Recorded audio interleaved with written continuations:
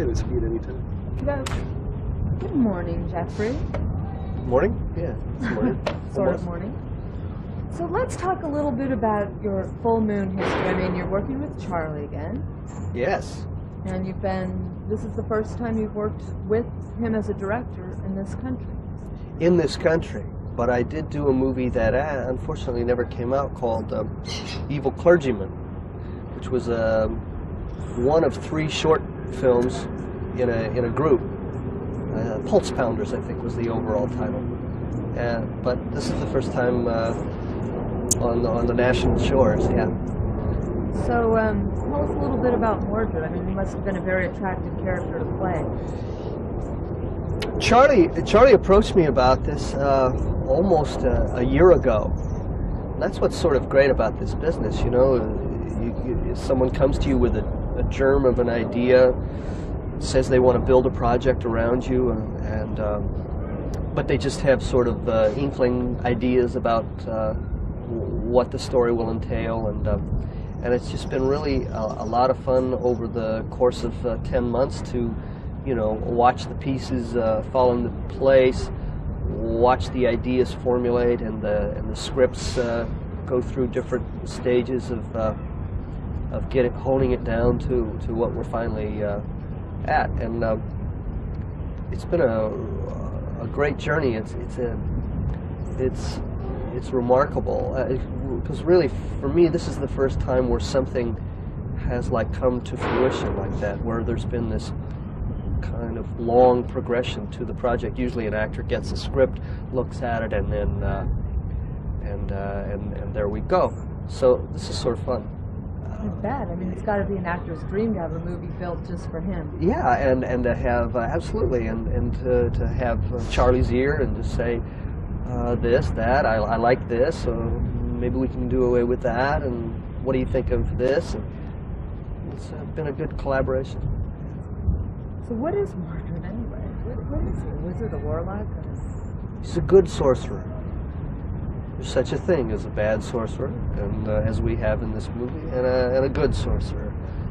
And all his intentions are merely good to protect this dimension, and to in his simple way try to educate people that there's more to this world than what meets the eye. More things affect us around us than we realize. That's right, Horatio. That's right, Horatio. On heaven and earth. Yeah. So you've got quite a big following. A following of what? Following of fans. Oh, okay. Which will even increase and increase every time you do a movie. What do you think those people expect? Expect? From you, Jeffrey comes from a film with Jeffrey comes in it. What do they expect? I don't know. I hope something interesting.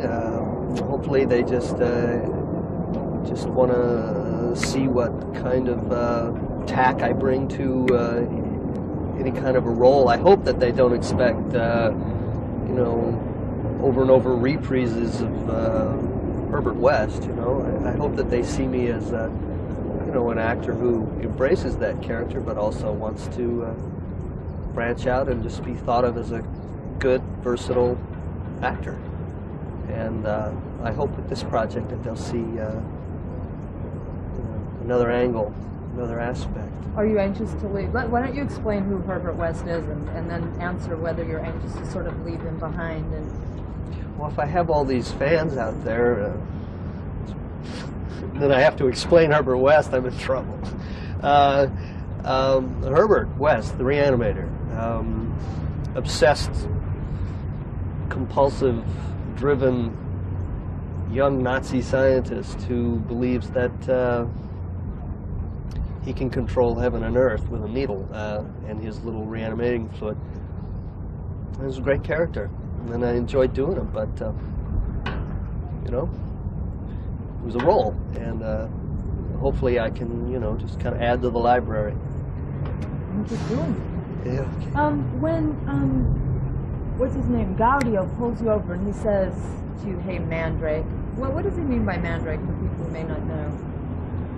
Well, You know, I don't have a specific vision, but I think Mandrake was sort of this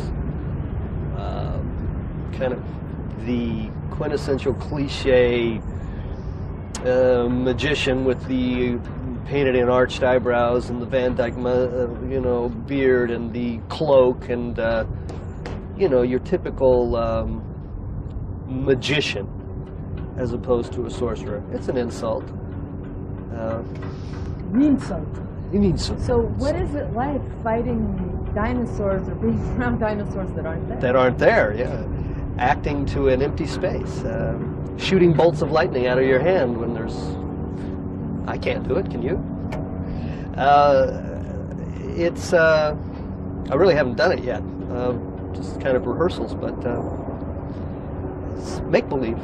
You know, when you were a kid and you used to put a towel around your neck and run around the backyard and, well, maybe you didn't, but I did. And thought you were Zorro or... Hold on 1 second, sorry. We got My first person that I really wanted to be was Bat Masterson. Remember the TV show Bat Masterson? Okay. Maybe I'm dating myself because he had a left-handed gun and I'm left-handed. So it's like, this was good. But I lost I even got a Bat Masterson set for Christmas, but then I lost it when a hay baler, I left it out in the field and the hay baler came along and some horse is eating it now, I think. Then I wanted to be Zorro and then I wanted to be Superman. That's a good progression. Yeah. And now I'm Dr. Mordrid. What were we just talking about before? Oh, having things, invisible things, crystals, and acting to nothing. Acting with rubber, acting with nothing. These are things that... Do you have any idea or concept what Dave Allen is doing with his special little camera? Well, I've seen Dave Allen's work. I know it's going to be great. So, like, I have total confidence that, you know, I won't look like a complete idiot up there. So I've looked at the storyboards a little bit, and I have a pretty good idea. I can't wait to see how the dinosaurs come out, because I think that's going to be a great sequence. I'll just... Conviction, baby. So what about Cabal? Is he a pretty good match? Brian / Cabal, is he a good match for you? Yeah, absolutely. Brian Thompson.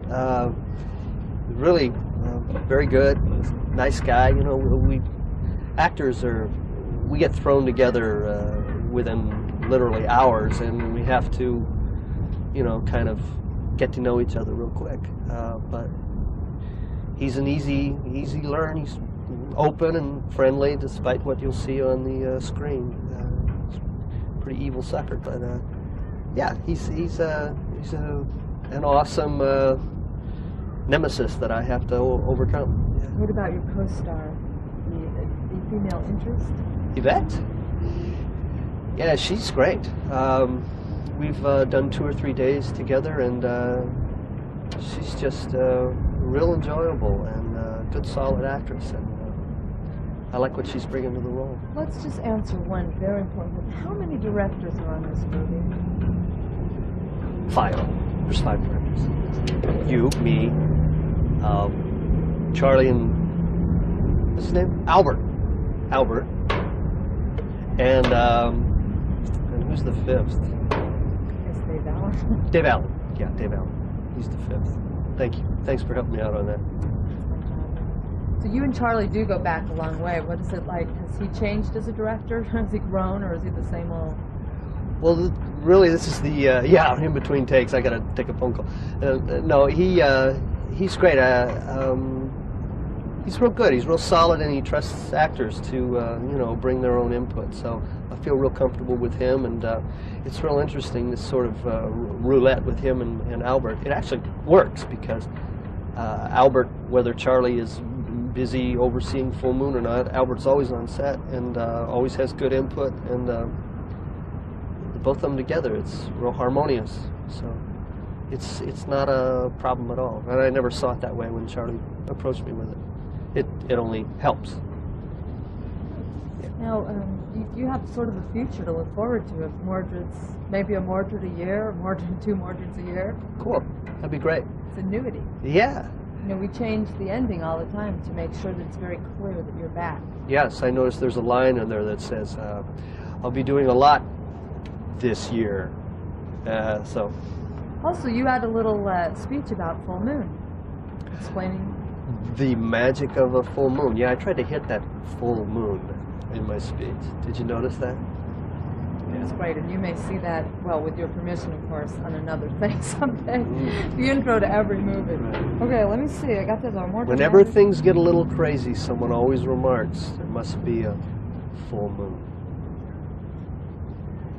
Just one more time, for the audience out there who's never acted before, what is it? Is it horrible? How do you act to something that isn't there? How do you do it? Just, do you see it? Well, like I said, you know, when you were a kid, I mean, you're constantly playing make-believe when you're a kid and fighting people with a wooden sword that aren't there, and you just really kind of have to scale away all that stuff in between where you are now and when you were a kid, and just kind of get back to that sort of enthusiasm and commitment. And so then it must keep you young. well, I hope so. At least part of me, somewhere. Which part? Alice? Oh, Alice. That's great, Jeffrey. Okay. Brilliant as usual. Um, Thank you.